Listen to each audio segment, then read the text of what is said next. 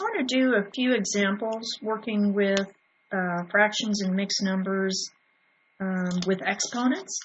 In the whole numbers module, we talked about exponents briefly, and we're going to continue to review it as we run through fractions and again when we talk about decimals. So you get a little bit of practice throughout the quarter. When we're working with whole numbers, I'll start with an example. Say we had 5 squared, okay?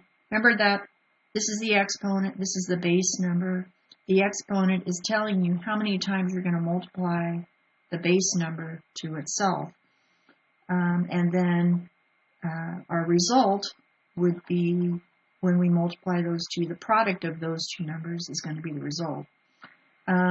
This is exponential form, this is expanded form, and this is standard form.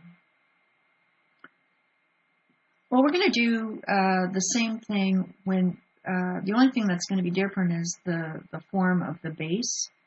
Right now, this is a whole number. Let's go ahead and try squaring a fraction. Let's say we have 3/8, okay? And what we're going to do is put this in parentheses, okay?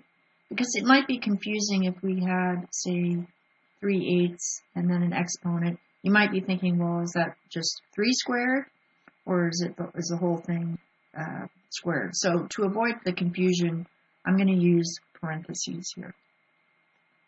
So basically, this too is telling us, like before, that's the number of times we're going to multiply the base. And so 3/8 times 3/8, okay, see how I've written it out there? I'm going to go ahead and multiply straight across. I can't reduce, so I've got 9/64. Okay. Let's say the exponent is not a 2. Let's say it's a 3. And we'll go, how about 1/5?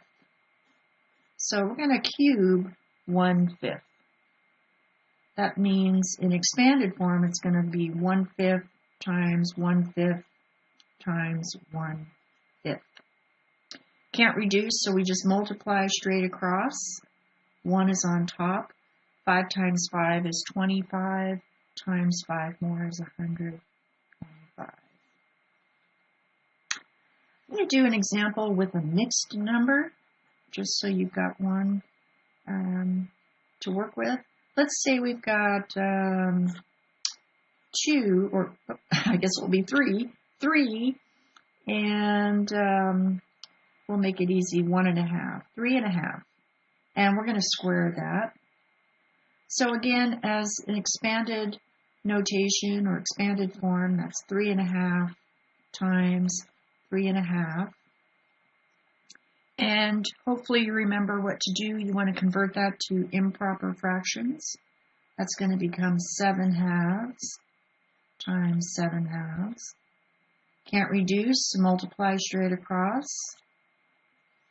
Looks like we have an improper fraction. So whenever we have the improper, we want to automatically convert that to a mixed number. I know 4 goes into 48 12 times. So I've got 1 left over, so 12.25. Now there's one other example I want to show you.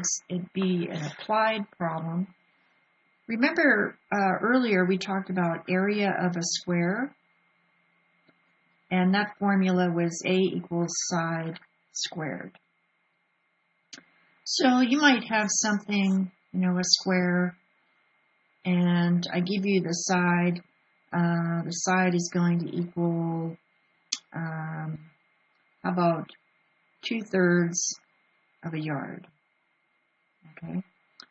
Now remember, with area, our answer is going to be squared, so it'll be yards squared.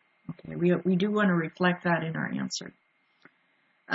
So we're just going to plug in this 2/3 into the formula. So I'll rewrite area equals 2/3 squared. And like before, that's 2/3 times 2/3. Can't reduce, multiply straight across. 4/9. So I want to include the unit of measurement. So 4/9 yards squared. 4/9 of a yard squared.